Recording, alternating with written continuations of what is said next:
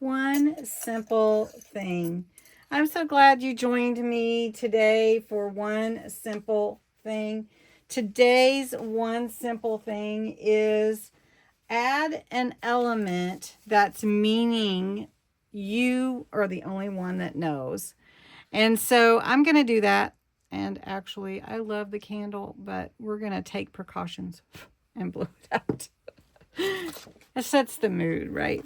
All right. So in my journal, I'm going to use this page and I'm going to add something that's meaningful to me without explaining it, without everybody understanding.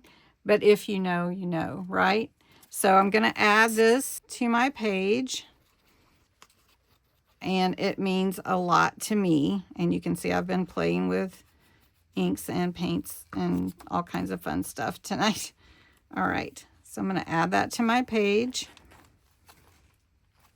without an explanation, without anything. And then that is meaningful to me. So you can be a word, a scrap. It can be any kind of detail that you want to add to a page, but whatever is meaningful to you, and you don't always have to explain it to anybody else.